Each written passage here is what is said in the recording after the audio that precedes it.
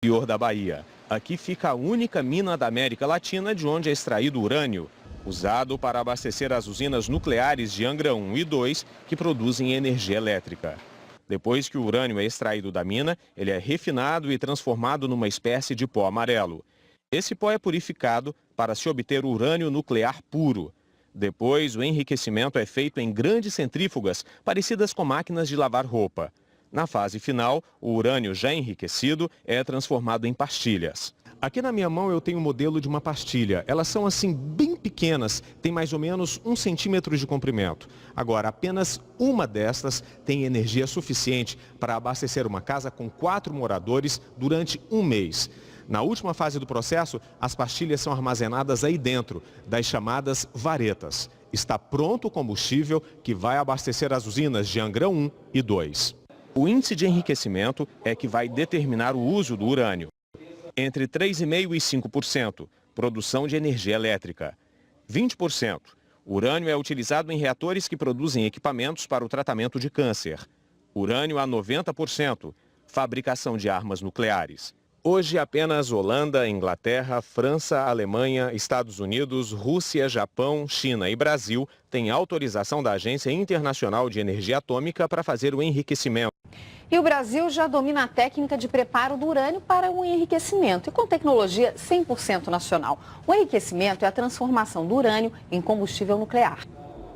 40 quilômetros de tubos capazes de fazer algo inédito no país. Transformar o urânio, esse pó amarelo, em um gás radioativo. É uma etapa fundamental no enriquecimento do metal empregado na geração de energia nuclear. O Brasil ficará ao lado de um seleto grupo de 6 países que dominam esse processo em todo o mundo. Tecnologia própria é independência. Então a gente consegue ter algo no país que hoje não precisa mais do exterior. É o resultado de 20 anos de pesquisa. Como a ciência nuclear é considerada uma área estratégica, nenhum país quer vender o conhecimento que detém. O jeito foi desenvolver equipamentos partindo do zero. Esse forno é um exemplo em que nós tentamos obter no exterior de outros países, na Europa, nos Estados Unidos, e houve a negativa de exportação, inteligível pela sua condição especial desse programa que a gente tem. Em síntese, a gente partiu para a solução, uma atitude de desenvolver todinho aqui no país. E foi feito com a coordenação de vários talentos, inclusive aqui do estado de São Paulo, também no Rio de Janeiro e outros estados, de modo que o que você está vendo aqui hoje é fruto desse esforço, da criatividade e da determinação dos brasileiros de resolver seus desafios. Todo o urânio que será produzido nessa fábrica terá fins exclusivamente pacíficos. Isso porque o país assinou alguns tratados de cooperação internacional que proíbem a fabricação de armas de destruição em massa, como bombas nucleares, por exemplo. Mas isso não significa que não seja estratégico para o Brasil apostar na tecnologia nuclear, até mesmo do ponto de vista militar. O urânio brasileiro será empregado, em primeiro lugar, no submarino nuclear que está sendo construído pela Marinha para defender a costa brasileira. Daí a preocupação da Agência Internacional de Energia Atômica e do governo americano. Quem faz combustível pode, em tese, fabricar uma bomba atômica. Esses tapumes escondem o segredo mais bem guardado do programa nuclear brasileiro. Aqui atrás estão instaladas as ultracentrífugas, máquinas capazes de enriquecer o urânio. Equipamentos como esses estão sendo instalados em Resende. É este segredo que os inspetores internacionais querem conhecer, que o governo brasileiro não quer revelar. O diretor do Centro Tecnológico da Marinha destaca que a Constituição brasileira só permite o uso da energia nuclear para atividades pacíficas. E afirma que o controle internacional, que inclui inspeções de surpresa, é mais do que suficiente. Não há como fraudar esse controle. Para ser enriquecido, o urânio em estado gasoso é colocado em cilindros como esse. Sai nos tubos, vai àquelas outras centrífugas, quando volta, já volta em 2 partes. Uma enriquecida, outra empobrecida. Um processo controlado pelos fiscais estrangeiros. Quanto entrou menos o quanto restou naquele lá, tem que ser igual a soma desses cilindros aqui. Inspetores internacionais podem conferir isso. Tem acesso a isso, tem acesso a esses números também. Eles sabem exatamente quanto que foi processado e que grau de enriquecimento está. Os fiscais ainda têm este carrinho espião. Essa máquina serve para encontrar algum depósito clandestino de urânio. Isso, exatamente. Se nós estamos escondendo um cilindro de urânio aí dentro. Para alguns especialistas, como o físico José Goldenberg, essa tecnologia não tem nada de exclusiva, mas o almirante Alain discorda. O único país que desenvolveu outras centrífugas por levitação magnética, consequentemente diferente das outras centrífugas, fomos nós brasileiros.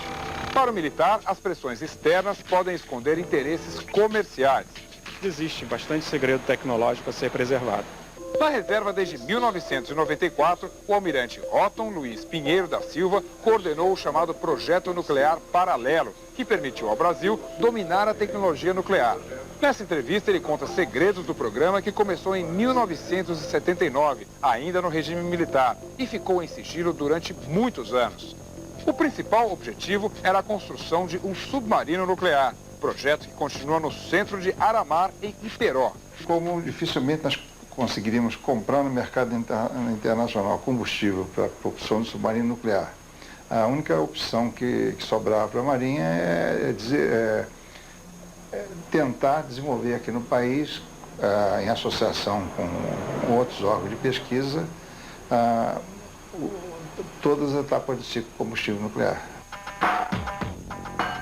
Era fundamental que na fase inicial do projeto, até que ele se consolidasse, fosse feito de uma forma discreta. O almirante faz agora uma confissão. Na Áustria, no início dos anos 80, ele mentiu para conseguir comprar uma liga metálica usada na fabricação das centrífugas. Eu consegui comprar na Birler, na Áustria, um toco daquele aço, dando uma desculpa que era para míssil, etc. Mas eu não declarei que era para centrífuga. Se declarasse, ele não vinha, né? O primeiro cilindro eu fabriquei na Nacional de Marinha e tinha um mestre que o apelido dele era Pedro Cachaça, foi fundamental na solução técnica do problema. Mas era um apelido que ele não tinha nada disso, sei por que tinha apelido, era um virtuoso como mestre. Em 82 começamos a fazer experimentação, em setembro de 82 nós conseguimos a primeira experiência de enriquecimento. Para despistar, o almirante Otton mandou recuperar 3 centrífugas alemãs, trazidas para o Brasil na década de 50. Na época, uma visita do Kennedy, que é embaixador plenipotenciário americano, lá na agência internacional, ele perguntou se nós estávamos desenvolvendo, eu disse que sim, mostramos para ele todo o nosso desenvolvimento, ou seja, aquelas centrífugas antigas, e ele saiu tranquilo. Achou... Os senhores mentiram, por enganar, não? Não mentimos, nós demos uma verdade parcial. Houve pedidos de inspeção, mas os pedidos foram negados. Nós tivemos, por 2 vezes, tinha um chamado, entre aspas, adido científico do consulado aqui em São Paulo, que ele vivia pedindo... Consulado americano. Exatamente, o consulado vivia pedindo. Na década de 80, os jornais noticiaram a descoberta de um buraco de 320 metros numa base da aeronáutica na Serra do Cachimbo, no Pará. O buraco era compatível para um teste de bomba atômica. O almirante Otton desconversa. Uma vez, teve uma cientista aqui na USP que eu explicando o programa de Marinha todo, ela falou, não, o seu programa está lindo, o senhor explica tudo, o que o senhor tem a dizer sobre o buraco de Cachimbo? Minha senhora, a única coisa que eu posso acrescentar, eu leio nos jornais, a única coisa que eu posso acrescentar é que eu tenho certeza que aquele buraco é virgem. Só isso. E o Brasil vai reforçar a defesa, vai construir mais 5 submarinos. Um deles vai ser nuclear, o primeiro. A Marinha afirma que a nova frota é vital para manter a segurança das águas brasileiras e garantir as riquezas marítimas, como a exploração na camada de pré-sal. Há muitos interesses brasileiros no mar, petróleo, gás. Além disso, a maior parte do nosso comércio exterior, que envolve 200 bilhões de dólares por ano, é feita por vias marítimas. A defesa desses interesses justifica o maior investimento na frota da Marinha e a construção de um submarino nuclear. Alexandre, é uma decisão estratégica. O historiador Xenofonte conta que Ciro, antes de se tornar rei da Pérsia, recebeu uma delegação egípcia, tendo a seu lado uma delegação de 1000 arqueiros vestidos para a guerra. O rei, tio dele, o repreendeu por intimidar os visitantes, ao que Ciro respondeu: se demonstras força, todos querem ser teus aliados. Ao contrário, se mostras fraqueza, ninguém te dará importância. E se tendo riquezas, não demonstras forças, atrairás sobre tua cabeça todas as ambições do mundo. Submarino de propulsão nuclear e o poder de construí-lo faz parte dessa força de dissuasão. Ordem do dia da Diretoria de Material da Marinha lembra que o programa começou em 1982 e que agora deslancha num caminho sem volta. E que seus frutos na administração pública e iniciativa privada irão além do submarino. A Ordem do Dia chama várias vezes o Atlântico Sul de Amazônia Azul. Quais são os perigos efetivos? Se o petróleo escassear ainda mais e nossas reservas se tornarem ainda mais importantes, nossas plataformas representarão um imenso poder. A Marinha de Superfície pode mostrar presença, mas só o submarino pode representar ameaça de retaliação se plataformas forem tomadas ou sabotadas. Os romanos chamavam o Mediterrâneo de Mare Nostrum. Chamar o Atlântico Sul de Amazônia Azul traz a ideia de um Mare Nostrum brasileiro. Renato. Em particular, nós temos uma política de rejeitos muito bem equacionada, o que nos dá segurança. E temos abundância do combustível, sabemos trabalhar esse combustível, temos necessidade de contribuição térmica e sabemos operar bem. Estamos entre os que melhor operam no mundo.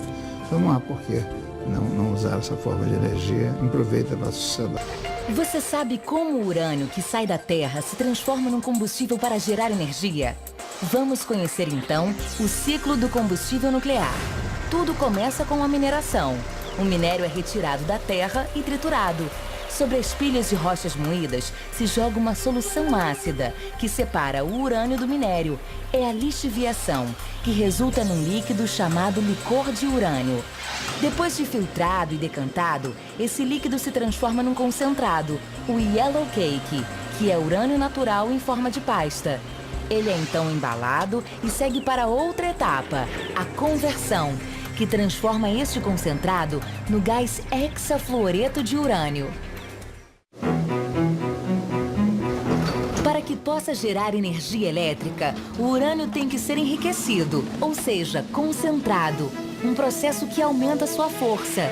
Isto é feito em diversas cascatas de ultracentrífugas, instaladas na fábrica de enriquecimento de urânio da INB, em Resende, no estado do Rio de Janeiro. Dentro desses equipamentos, o gás hexafluoreto de urânio gira numa velocidade extremamente alta, separando os átomos mais leves dos mais pesados. Isto faz com que a concentração de urânio passe de 0,7%, o urânio natural, para até 3,75%. É esse enriquecimento que permite ao átomo de urânio liberar calor e gerar energia. O urânio enriquecido, ainda em forma de gás, recebe uma mistura especial e volta a ser uma pasta, que é filtrada e vai ao forno, transformando-se em pó. Este pó passa por uma prensa, de onde sai em forma de pastilha, um pequeno cilindro com 1 centímetro de altura e de diâmetro. Nesta fase, as pastilhas são frágeis e precisam ser endurecidas a temperaturas muito altas. Depois de retificadas e testadas, elas estão prontas para o próximo passo, a montagem do elemento combustível. Para se ter ideia, apenas 2 pastilhas são capazes de gerar energia suficiente para uma casa onde moram 4 pessoas em um mês. Para que as pequenas pastilhas gerem energia elétrica, elas são empilhadas dentro de varetas de uma liga de aço super resistente, o Zircaloy. Em cada uma dessas varetas são colocadas 335 pastilhas de urânio levemente enriquecido. Um conjunto de 236 varetas forma uma estrutura metálica que é mantida bem firme por grades e braçadeiras. está pronto o elemento combustível que tem até 5 metros de altura. É este combustível que abastecerá os reatores das usinas nucleares.